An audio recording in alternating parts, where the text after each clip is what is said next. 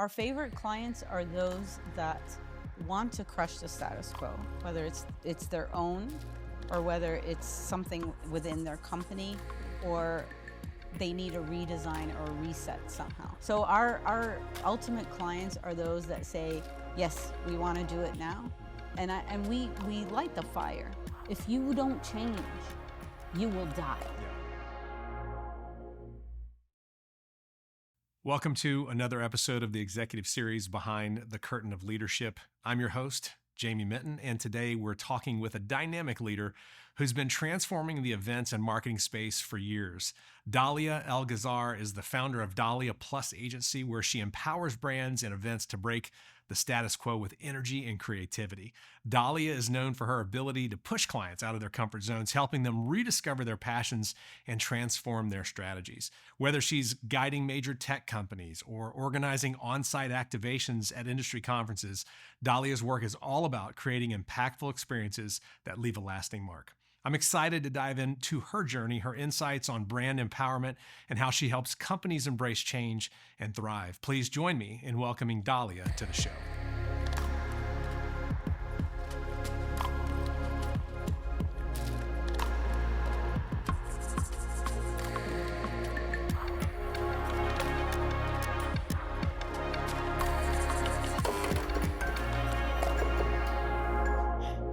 All right, Dalia. It's so glad to have you here.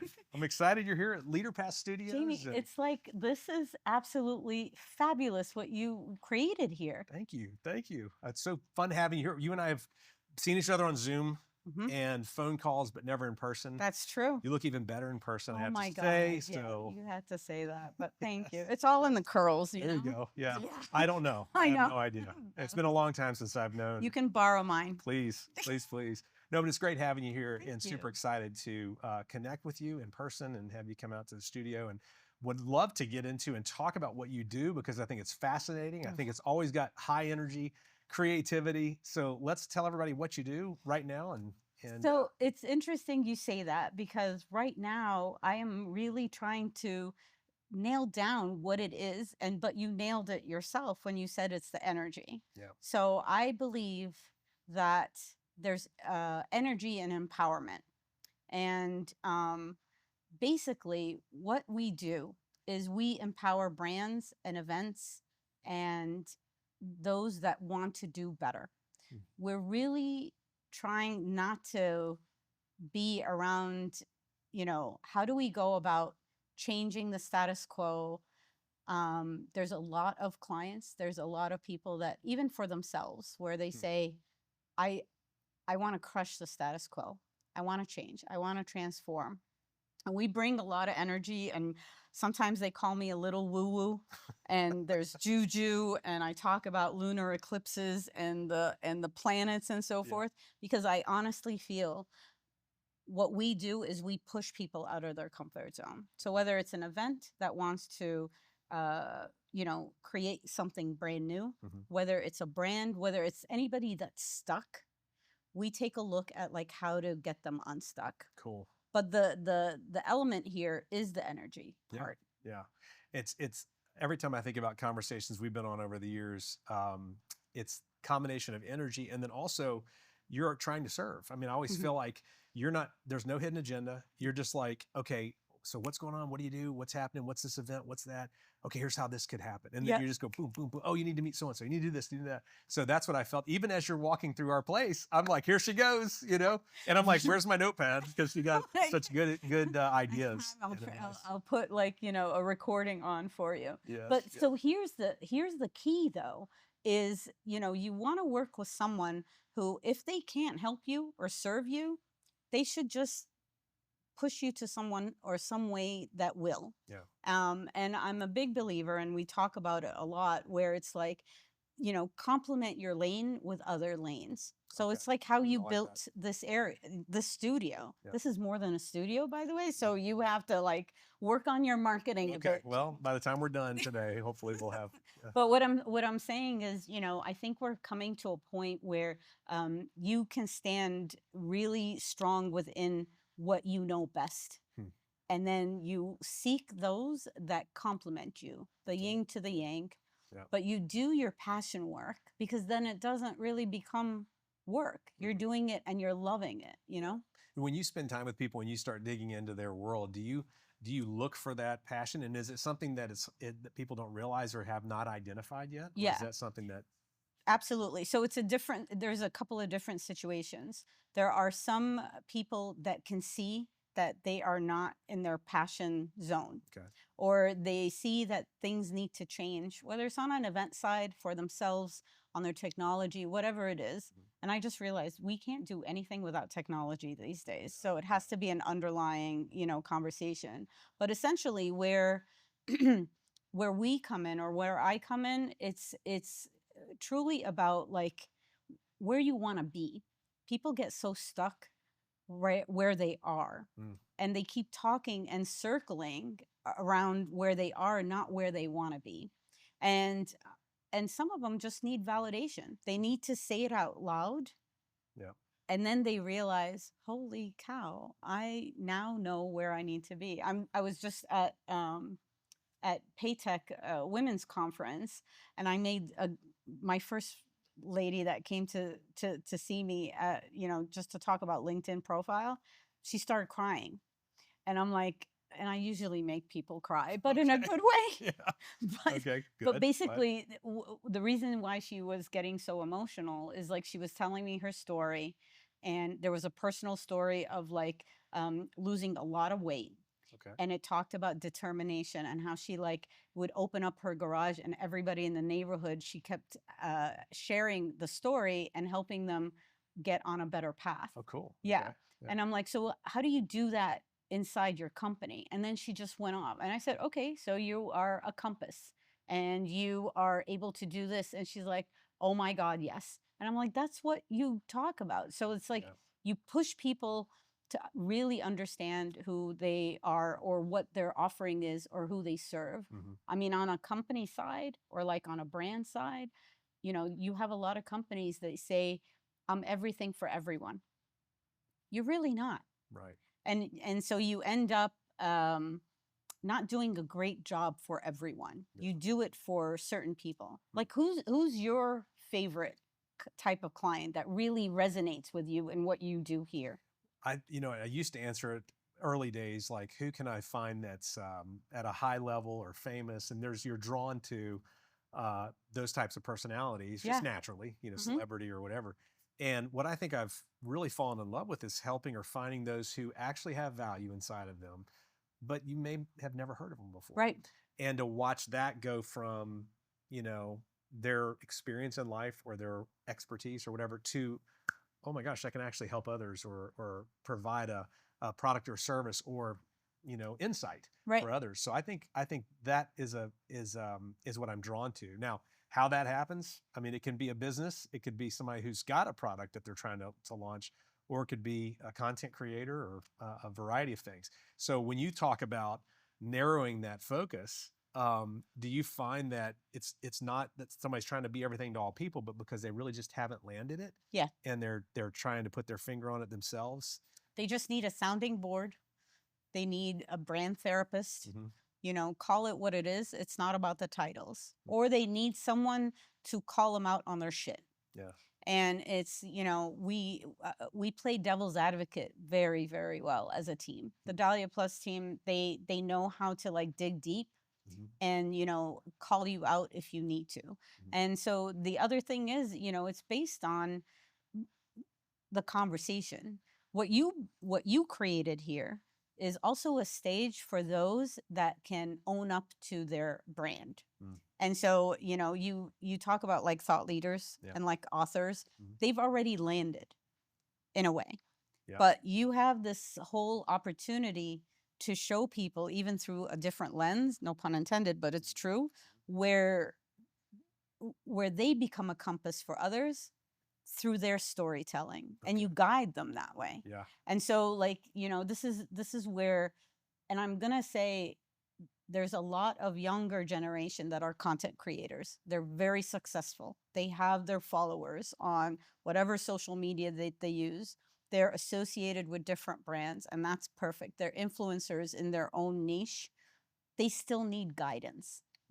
they still need someone who's going to say, okay, don't rush into that, Yeah. you know, or do this way, try this way, you know. So it's almost like this advisor, this Sherpa that you come from a direction of like from a branding perspective or from, you know, a different type of strategy. You do it through content. Yeah. And it's funny because we were trying to land what that means in our space. Yeah. And we kind of just came up with a simple word, just as blueprinting. And how do we take that expertise or that knowledge or that person and blueprint out what it is that they've got inside of them. I had a producer come in who's been in advertising for 30 years, massive brands. And he walked through here last week and he said, wait, you mean when we do work with you, you're going to be behind the camera helping me? I'm like, yeah, but you're like the bomb. I mean, you've got, he goes, no. He says, it's totally different.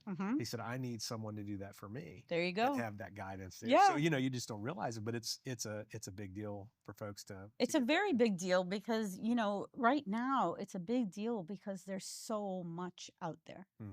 And so you need someone who can say, okay, you nailed it. Or you need someone to say, try something different, you know. And in essence, you're taking them out of their comfort zone, you know. So I love what you've built here because of that, because you are, it's just not yet another studio, you know, and it's not like propping up a camera or a phone on a tripod and then, you know, pray that you're going to get like the response that you would want and the professionalism of the content that you're creating. So, I love it here. I might not leave. Just so stay as long as you want. Stay as long as you keep talking. So let's talk about Dahlia Plus. Oh. How did that start? And actually back up just a step and tell me how you got into this world, this space. Like, where did you start? Was it out of school? Was it just? Well, funny story. Well, in school, but you never, you say, oh, that's where it started. I was always doing events. Like I always would I mean, I was a DJ at my homecoming and my prom, vinyl, like old school. So that happened. But, you know, so I think about events and about like the excitement of seeing something come together. I was given an amazing opportunity when I was living in South Sinai, at one of the first resorts there, where the general manager basically is like, Dalia, carte blanche, just, you know, create events, create like, you know, anything and make a lot of money. I'm like, okay, got that. So I think the first event that really like is mind stamping for me, as this is when it started, was on the first day of the year. Nobody could go scuba diving. So this is the Red Sea. Because everybody got drunk. So I'm like, okay, so what are we going to do? So I basically went and negotiated with the Bedouins and said, we're going to do a camel race and we're just going to invite everybody. Are you serious? Oh, yeah. And I charged them a ton of money. And so there was all these buses of like these foreigners coming to the desert and watching a camel race. That was my first event. How do you can't get bigger than that. I don't know how you improve. Not really. So not that's really. hilarious. Yeah. What a great idea. But I mean, fast forward, I loved, you know, doing marketing for destinations. I loved doing just shows. I loved shows. And then I started getting into marketing and events and you know, working with Starwood when they launched their Starwood Preferred Guest way back in the day and all of that. As a consultant coming in? As a consultant, yeah. But DAHLIA+Agency, like I got into event tech because I wanted to see what the tech was behind the scenes of what's being used for events. And that was pretty cool. And then I wanted to go on my own. So I basically just one day said, I'm launching my own thing. If I don't do it now, I'm never going to do it. What year would that have been? What was that? Was 2012. So we're like almost 13 years. Nice. Yeah. And so I have always been a net weaver, which has been amazing for me. And I mean, I love the relationships that I have. And I think it's brought us as a team farther than anything that anything like this. It's gold, right? They say your network is your net worth. Yeah. That's exactly what it is. And then So right now, our core is to empower brands, empower events, empower tech, even tech companies.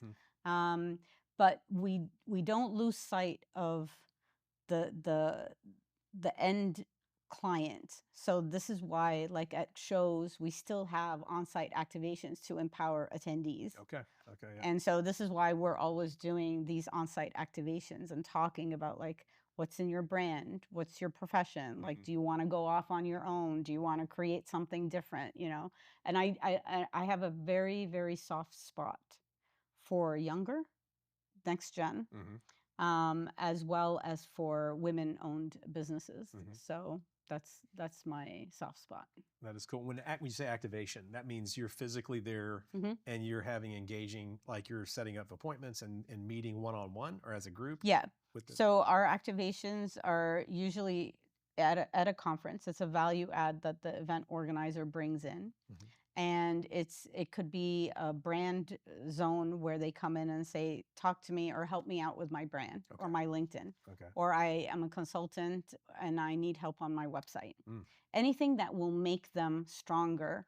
And actually the key here is we want them to become the attendees, as well as anybody that's attending, to be stronger about their voice and to become their own brand megaphone. And it's interesting because everybody's so humble. They don't want to talk about themselves. And so like, I'm like, what are you talking about? Have you seen what you've done? You gotta talk about it. So I'm Egyptian, I'm loud, I'm obnoxious, I'm in their face until they get it done. That's awesome. And so what is that from a conference standpoint? That's a value, obviously, to have your team there and to do that. Yeah. Is that from a business side, it's empowering them, they're learning about you as well? Is there a side of this that is showing your own value to them? Is that part of your business model, or is it more just... Our business model is first and foremost to come up with the value add for the attendees. And what we've seen is if it's infused within an event design, it becomes part of, oh, I need to go because of. So it's not only because of I need accreditation or like, oh, the keynote speaker is, Ryan Reynolds, which I just saw last week. So, but it's also a value add for them. So it's industry related, topics or content that they need, but it's also something for them. And so when we come at it that way with the event organizer, they totally get it. So you're actually giving an offer to the event participants from a personal side. So like some of the things that we actually also do, which is kind of cool, is on the wellness, or we do a soul bar. So it's all about crystals and manifestation and how to keep the peace when you got 5 kids running around you and stuff like that. What do you do? Meditation and all of that. So we believe in, those type of, we call them activations. They're really experiences where for the event participants, it's gold. For the event organizer, it's also another opportunity as a sponsorship that they can do something different.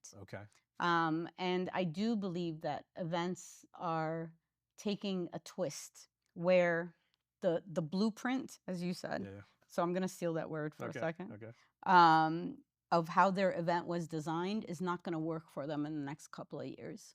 There's a lot of,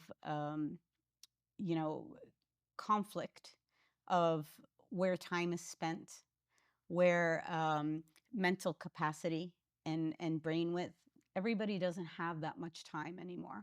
A show that could have been successful maybe the last couple of years for 5 days, people want to do it in 2. So they're compressing that because of that. Because of just... So it's not that they don't want to go or they don't want to be a part of it. It's just you got to restructure the way that you do that. Exactly. And there has to be more value. Like, and this is where I also think virtual's not dead. Like when you do programs on LeaderPass, that's convenience. And you probably see that. I do. We saw the swing though. So we saw the swing go from nobody was doing virtual, and we've been doing simulcast. I think I told you that since 01 or 2001.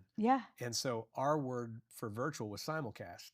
Now, granted, it was on Dish Network. It was on KU band satellites. It wasn't streaming. Right. But then once that was there, we're like, every time I would produce an event myself, I was like, I care about the room because that's where magic happens. But our opportunity for scale was always on LeaderPass reaching the remote audience. Well, of course, COVID hits and the pandemic, and everybody's all of a sudden a virtual expert. You know, you got all these popping up everywhere. But we saw the same thing. I think we did 350 events in 18 months for other people, not ours. But then once everybody could get back together, including us, we're like, man, my tongue was hanging out by the time we were done. I'm like, okay, I'm kind of done with this, you know, and everybody wanted to meet again. But it's interesting having those conversations now, like you just said, is that, you know, there's a different purpose behind it. Back then you had to do it. Mm-hmm. Now you have an opportunity to do it. You don't change what you're doing. But it definitely adds that value. But I'm watching bit by bit, people realize, oh gosh, you know, people don't have to fly in. Of course, everybody's scared of the same thing. And that is what? They're like, I don't want to cannibalize my event. Yeah. Are people not going to show? So what are you seeing when you look at that as from the virtual side with these events? Oh, I don't believe there's any cannibalization. I mean, that is a myth, in honesty. I mean, I think that, you know, content has to come in different flavors and different formats for different types of audiences. And I use this phrase where it's content continuum. Okay. And so you can have your in-person events. The content can be different. You can actually have tangents of the content or conversations on in an in-person environment, and then add on to that like digital. Yeah. Or virtual. That moments of. Yeah. Exactly. Yeah. And, you know, and there's going to be times and there's new audiences that will want to embrace the digital versus the in-person because of things. Yeah. People are sick in their family, or they can't leave. Yeah. Or budget. Yeah. They can't afford it. Yeah. They're afraid of, like, you know, social signals that are happening. I mean, the elections that are coming up. Yeah, yeah. And all of a sudden, it's like, okay, how do we shift in case we need to? Wow. The in-person. Yeah. How quick can we shift this to virtual? Yeah. And so I think what people are challenged the most is the brainwidth within their team, where they think the team that's taking care of the in-person has to take care of the virtual teams, and they're very different. 100%. And it's a different strategy. It's a different revenue stream, but it has to be thought out. Yeah. It's not like a layer. It's not like a combination. I can't imagine virtual being dead. Yeah, yeah, 100% agree. No, it's an exciting future with that. That's interesting though that you're seeing the direction of these events. Time-wise, the experience. I mean, what you described is a memorable experience. Right. Having your activations and doing that. How many events would you say a year your team, between you and your team, y'all are attending to do what you do? So we average between 50 to 70 events. They're not all in person. Some of them are on demand, actually. Yeah, yeah. Some of them are virtual. A lot of like what we do is also, you know, it could be mini sessions like pre-event, which the event organizer then uses as a sales funnel for increasing registration. Cool. Or cross-promoting something. Yep. But the other thing is, I think what people are also noticing is that the programs at in-person events need to get shorter. Okay. Instead of cramming everything in. Okay. So like if you have like your usual programs are like 8 to 5, you have a plenary for 90 minutes, you know, and this is a pet peeve for many. Okay. Where it's like breakout, network, ugly like no good coffee, you know, and I'm going to step out to Starbucks. I'm not coming back, you know. Yeah. Or it's like, you know, I was just at a show. It was about 12,000 people. People in the app were able to save seats for the sessions they wanted to go to. Okay. But when they got there, there was a super long line, never got there, and it was not streamed. Yeah. And so that kind of frustration doesn't do well. Yeah. There's not much tolerance for that. No. Yeah. And so like you need the white space. You need for people to have conversations, because this is content. Yeah, that's true. This conversation is gold for someone to go to a show and say, I've heard all of these professors before. I don't need it. Just give me the cliff notes. Give me the transcripts. Yeah. You know, it's like someone going on a Zoom call and you send in your note taker. Yeah. You're not going to have to show up anymore. Right. That's true. You know, that's true. I would rather sit with you. Yeah. With good coffee. Yeah. But like, you know, so that needs to be embedded in there. And if that's going to be the case, then your content has to be done differently. You're going to have to like take advantage of the digital platform. Yeah. Yeah. When you think about industry, are you seeing kind of like project out the next year or two? And I know, and first of all, we met through Marco. I want to give a shout out to Marco, who's a wonderful, wonderful guy. Yeah. And incredibly successful and knowledgeable. I always loved listening to the two of you talk about where are things going. And so when you think about that, are there specific industries, or do industries not matter as much as I know you talk about associations, but you're here at the PayTech, is that what you said? In Atlanta, that's what you're doing. So do you see industry specific having surges, or kind of everything, even as far as interest, excitement, or these changes that you're talking about? Okay, so changes that are going to start happening.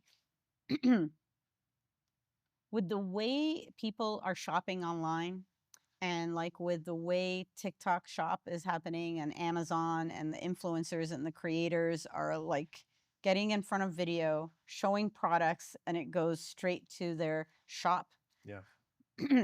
It makes me question how trade shows, especially those that have products, are going to be able to stay in business the way they are staying in business now. Really? Okay. Right. Okay. So like, if you think of it, we're coming to a point where it could be, and I don't know if it's tomorrow or if it's later, but it's a point where it's like, is it manufacturer straight to your home? Okay. Like farm to table in a way? Yeah. So that means, does that mean there needs to be more content creators involved with trade shows, especially like if you think of a jewelry show? You know, do you need to have limited products just showcasing it at shows, or like the toy fair? Okay. Or are you going to be able to change that a bit? Interesting. And so that's one aspect of like those type of industries that have that are product based to consumer. Okay. So the other thing is, I also think medical and healthcare, even though there's a lot of privacy like regulations and all of this, you know, trying to not trying to change up who is who's delivering the content. Okay. I think that's going to be critical to gain the attention span of those that are in the room. The younger they are, it's going to have to be different. You know, and I keep wondering, if you keep bringing back the same old professors, what's that going to do? Is it going to, like, you know, does it lose its luster? Or like, I can catch him, you know, I don't know. I just have this gut feeling. Yeah. In regards to other events, I honestly think those that have like tremendous diehard fans, like your Comic-Cons or your festivals, or those that create nostalgia, they're going to come back like with a force. They're going to keep rocking. Yeah. Like, look how many people, I mean, even younger people are in vinyl right now, like with records and stuff. Yeah. It's crazy. Yeah. So it turns into almost like a festival of some kind. And that's a different vibe altogether. Yeah. Even crime. I remember a couple of years ago, a friend of mine's wife was going to, I don't know if it's Crimacon or whatever it is, but it's, and my daughter, who's in her late 20s, was into all the podcasts. I'm like, what's going on? But it's such an interesting, loyal following that. And you want to meet them. Yeah. Like you want to, like, it's almost like, oh, these are celebrities. Celebrities. And I love that, you know, and it's a crazy thing that you will have to embrace to have your event be successful, in my opinion. Yeah. Yeah. Let's go back to something you said. I don't want to lose the thought on the importance of who you are or your story. And when you're talking to businesses, do you encourage the owners or the executives to bring their own story through their company? Yes. Because we're so used to seeing the logo, the branding, the product. What's your thoughts on that, and how do you do it if you do? So it's interesting you mentioned that. I have a lot of, I have tech companies as clients, and I help them with their brand and their content and just advise them that way. And on the flip side, I have buyers, associations, event organizers, and they're asking me about the tech companies, and then they're like, well, I don't know how well they're doing, or like how how how prominent they are brand wise. And I ask them why, and it's like, well, we check out the LinkedIn, and the feed is all about the platform. Okay. And the CEO or the leadership don't take the time to talk about their story. Okay. Or like sales from their perspective, or other types of topics of conversation that is not related to the technology or to the company. Okay. And that sometimes is a red flag for buyers. Interesting. And so they want to hear the stories. Yeah. Because hands down, we are in relationship business. Yeah. And it is relationship selling, and it is all about the relationships, to a point where even if the technology doesn't work, you're forgiven because you have that relationship. Yeah. And you have that sense of expertise, or like, I'm talking to Jamie about like branding or sales or like digital, I don't know what. But that's what you need. I don't think I don't think leadership team or those talk enough about their stories. Yeah, you know what that reminds me of when you said that? And I'm going to date us for a second. Do you remember in the 80s? The early 80s? Yeah. The early 80s? Yeah. Of course. I can keep going, by the way. Keep going back. Do you remember when Wendys, Wendys was a brand, I think they were number 3, maybe, of course. And then Dave, they came out with, this was right after Where's the Beef, I think. Yeah. And all of a sudden we meet Dave. And here's this grandfatherly figure that's there. And I remember reading that it just surged Wendys' value and Wendys' positioning, because all of a sudden the consumers were like, oh, that's, of course I thought that's Wendys' dad. I don't know who, but and then I think they attribute that, I believe, to that. He ended up doing maybe 600 different commercials, but it reminds me of that. And that was a long time ago. And now you're right, because when you see brands and all you're seeing is that, you don't know the heart behind it. You don't know the real people behind it. And that's the thing. The people brings the authenticity and how you feel about the brand in general. So like, it's like you need those stories to thrive on that. And they actually become almost like lessons for people that are seeking out, like, what am I going to be when I grow up? Who do I want to be with? Who do I want to work for? I think it's, or who do I want to work with?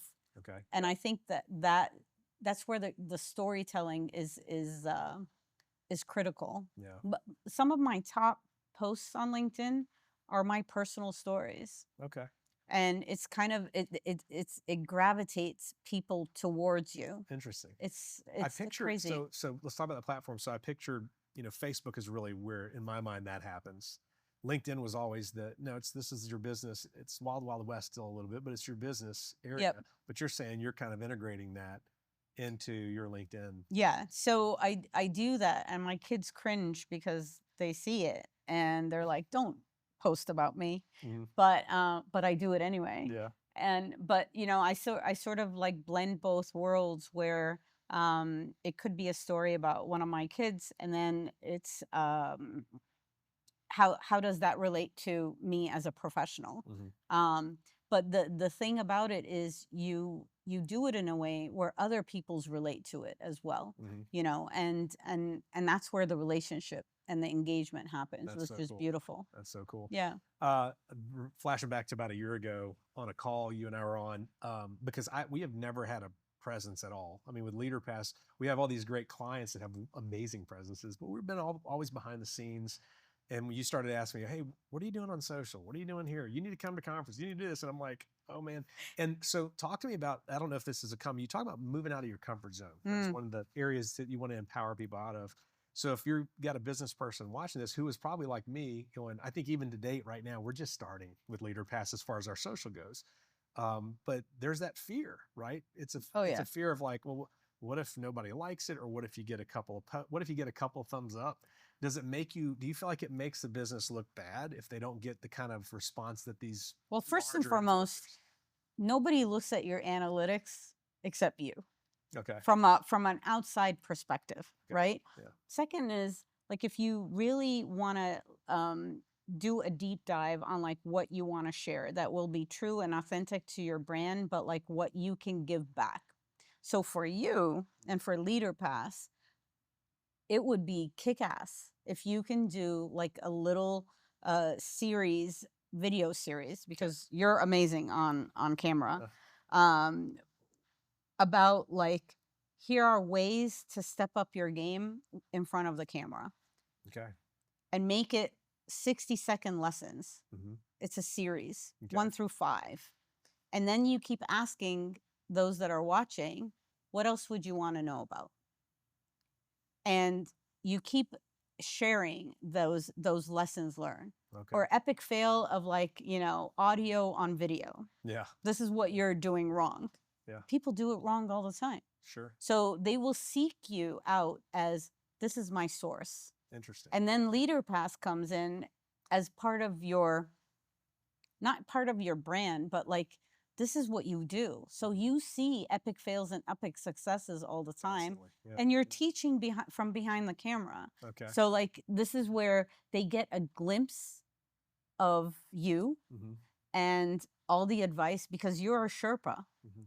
And you know what to do in front of the camera or even behind the camera on the editing side. Yeah. That's what's winning right now. People want to seek people that will make them feel great or do better. Which I look for. Yes. I want to know, you know, so I'm that person watching and learning and trying to do that as much as we can. So okay, that's great advice. So, yeah. So taking what you know and just sharing Don't behind the be scenes kind of, and that's the thing. Don't be afraid to try it out. Mm-hmm. Like, you know, don't be afraid to it's like, oh, how many likes did I get? I mean, analytics will tell you a story. Mm-hmm. You know, like I said, people want more of my personal and stories, and you know, I'm trying to work up, like I'm advising you and I'm doing this. I am. Okay, good. Where I'm like, I need to tell more of my story as well. Yeah. And I get that. But what I'm saying is like the numbers will help you figure out what they want more of. Mm-hmm. The engagement and the comments will also do the same. Okay. Based on what their need is. Exactly. Exactly. That is great. Yeah. So do you feel like for what you're doing and where you're moving in are you going to stay in this sweet spot and keep trucking, or is there an aspiration that yeah, you're there's kicking a couple. around? Okay. Yes. So what are they? What are they? I don't know if I can tell you or not, but it's not far off from what I am doing right now. Okay. It's on a different scale. That's all. Okay. And so, you know, the whole idea of, I love when people get their own eureka moment. It just makes me like, I want more of this, you know? And so, not that I want more people to cry in front of me. Like I had one of my, feed something in I you, know, I sure. took a picture and you know, and I'm like, okay, I made 3 people cry today. And they're like, do we need to put tissue papers as part of your setup? Your call setup or your in-person. Yeah. Yeah.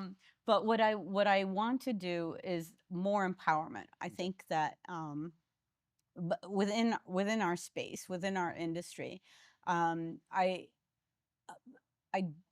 not really liking where great talent comes into the events industry, and because they're not really solid about what they offer or how to speak their mind, or how to sell their ideas internally, and maybe they, you know, the leadership is not that great or too busy for them, or toxic, they walk away.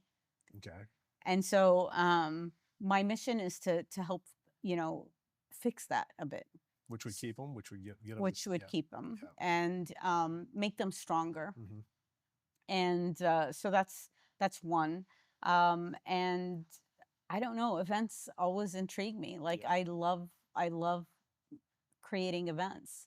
So that might be something too. You talked about women in events. So talk to me about what you mean by that. So are we talking about women who are in the event space? Or are you talking about women's events? Tell me what that means to you.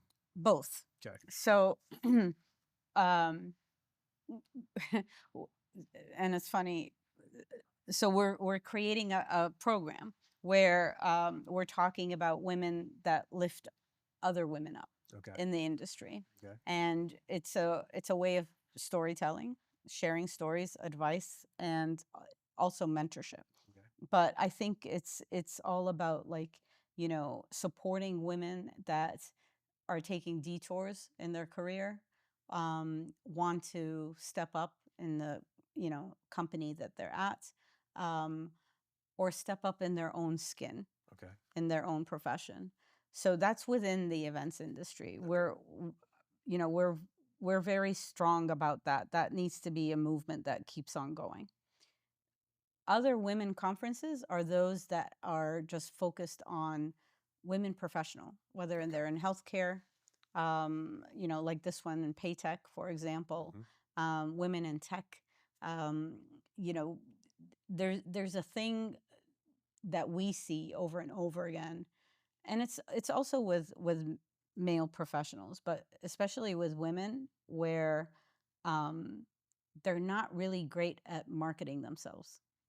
And it's just like they hold themselves back. They don't want to voice all the amazing, successes that they've had, or like how badass they are, and we're cheerleaders for that. The whole team is, that's one prerequisite. You have to have same energy. Yeah. Not bigger hair than me, because that's not allowed. But like, you're talking about on your team? Yeah. Yeah. But we're all about, like, we need to lift you up. By the time you leave this space or this conference, you would have been, you need to be elevated where you are supposed to be. Yeah. So that's what we're all about. That's awesome. I love that. It's a great mission. Yeah. Great mission to do. So how do you engage? So let's talk about, if people are watching this and they're in describe the profile, because I'm picturing, of course, events, but describe to me, you asked me who I like to work with. What would you say your favorite type of client would be? Our favorite clients are those that want to crush the status quo, whether it's their own, or whether it's something within their company, or they need a redesign or a reset somehow. And they really mean it. So we want those that say, yes, we want to, transform. Yes, we want to change. And they want to go that route, and to do it in a real, like, time frame, if that makes sense. Yeah.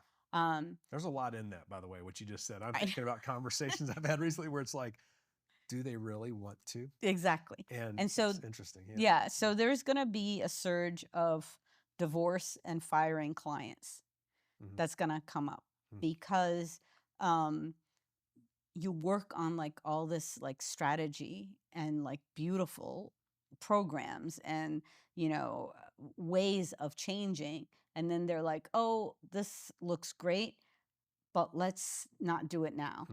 And you're like, okay, we're done. See ya. Yeah. So our ultimate clients are those that say, yes, we want to do it now, because and we light the fire. If you don't change, you will die. Yeah, you can see it. Yeah. So that's a beautiful client. If they stick to it and they say, yes, we're going to change, or yes, we need this. Clients that come and say, oh, you can't come and do, like, a tech on-site activation and talk about AI and technology. Our attendees, they're older white male, professionals that they're not going to do that. Try us. That is our best audience right there, because they want to change. They just don't want to go to their 7 or 11-year-old niece and nephew and do it. They want to come to someone who can, like, help them out, and they leave. They're actually standing up more straight than they were when they came in. I love it. Do you have more short short-term engagement types, or do you have long-term engagement as well? Because it feels like you're getting an injection. Yeah. The I way you like described that. it, yeah. Oh my Getting God, an that's I'm injection. gonna steal that. So, but is it both? I mean, is it? It is both. So you have like when we do brand strategy work or event strategy work, that's on long-term Okay. retainer. Yep. And then you have some that say, oh, I need messaging and it needs to be done in like this amount of time. And we're like, okay, let's get to work and do it. Right now, this is the beauty of AI. And it's the beauty of like, you shouldn't be taking long in doing things. Yeah. Nobody has the time for that. So AI. Oh, So AI, as far as I guess your space goes, the event space, I've got people that I've talked to that are like, oh, it's going to do it for you. And then the others are terrified and they're like, no, it won't. yeah. What's your approach? The approach is you need to embrace. If you do not embrace, you will be frustrated. And you will be frustrated because people are going to be on different speeds. Okay, so it's speed, yeah. And they're going to be on different, like, you know, I did this while you were thinking about it. It's done. And I think what it also does that people don't understand and that they're fearful of, they're afraid of how quick it's happening. But it has been happening. We've been feeding machines for years. It's our doing. So I'm not saying that it's all great. Yes, you have AI hallucinations and all of that. But what I'm saying is it is actually getting us to a point where we all become strategists of some kind. And you free up your space and your brain from doing manual processes. Yeah. So something that took you like to analyze an Excel sheet, I despise Excel. And I can put it within, you know, a contained like ChatGPT or whatever, I can get that insight and work better with that. Yeah. People use it as a muse. I was telling people today, use it as a brainstorming session. You don't want to write your about summary on your LinkedIn, feed it to the machine and see what it spits out to you. It is your Copilot. Yeah. And so right now, AI, when it comes to data, it can take a ton of data and make you look proactive and actually come up with insights that are actionable and boom, done. People are using it for marketing more because of the copy. We get that. Right. But it's also about processes. And it's also about, you know, just making people that are busy. I mean, do you use AI? Yeah, absolutely. For what? Almost identical to what you're saying. We started using it with like, oh my gosh, this is going to do amazing things for us. And then what we quickly realized is, I love your Copilot word because it's inspiring. It's inspirational in a lot of ways. Right. It gets your brain to think about it from a different angle. Exactly. And so, yeah, we for sure do when we're either thinking through content ideas or audience ideas. And so in our world, we're dealing with a variety of personalities and people who have different niche audiences. So for me to understand that is a lot easier to go give me the top 10, you know, things I need to know about this audience. Right. Act like an expert in this and tell me. And so it's educational as well. And so we use that to as a team to educate ourselves and build upon. Well, but speed is right, man. It's a totally different game. It's a game changer. Yeah. Like it gives you the time then to strategize. It gives you the time to think ahead. Yeah. It, you know, the other thing that's, I mean, a lot of people are just really focused on prompts. Did I get my prompt right? You know, Right. No, you didn't. Yeah. And that's why the machine is learning. And you have to ask the machine and you have to tell the machine, you are wrong, Claude. Yeah. Claude, you're wrong, you know. But you also have to say good morning and thank you to the machine, just in case you don't want Terminator on your butt. But what I was going to say was there's going to come a time, and this is a beautiful thing, where you're going to have like AI agents that have specific roles within your company. So like imagine someone who has an AI agent that feeds off of a knowledge base, and you have, you know, those type of clients that are asking you the same questions over and over again. Or you're trying to put a proposal together and you have a certain persona that you are trying to put a proposal for. And this AI agent is your proposal manager and says, oh, wait, Dahlia likes this. So make sure that you put this in the Knows the proposal. preferences. And so that's where we need to be. Yeah. And I know that there's people that are fearful of it. I know that there's younger generation that are fearful of it, believe it or not. Really? And it's valid. It's not that everybody needs to embrace it in the same way, but it needs to happen, because if everybody's on different speeds of knowledge of it and just saying, no, don't use it. Like, imagine if if you were at an event and they told you to leave your phones at the door because you can't use social media. That happened actually at a couple of events Really? way back in the day. Okay. So imagine if you tell people, don't use the internet. You can't use the internet. Don't do that.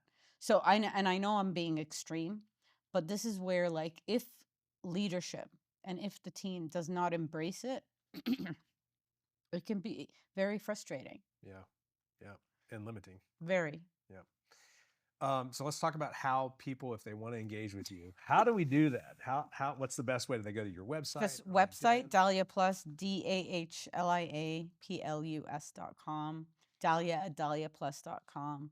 617-470-2655. Is that a phone number we like gave it. out? I know. Wow, Yeah. that's impressive. I know. So it's they on my LinkedIn. Okay, so they can engage that way, and that would be anybody who is looking to have that injection or the ideas, the creativity that we talked about. Or, yeah. Any injection, any like coffee chats. And again, like, if it's something that I can't help out with, I will definitely lead you to someone who can. That's awesome. Yeah. Well, it's been a pleasure getting to know you over the years and having you here today. I want to do this again. I want you to come back. I think you've got masterclass written all over you, and you need to be able to deliver that. And I can see just great things. Thank you. In the future. I want to do more. And with you did amazing here. This is kick ass. I appreciate it. I'm glad you're here and feel that way. Yes. So, thanks for coming. Thank you. Bye. Bye.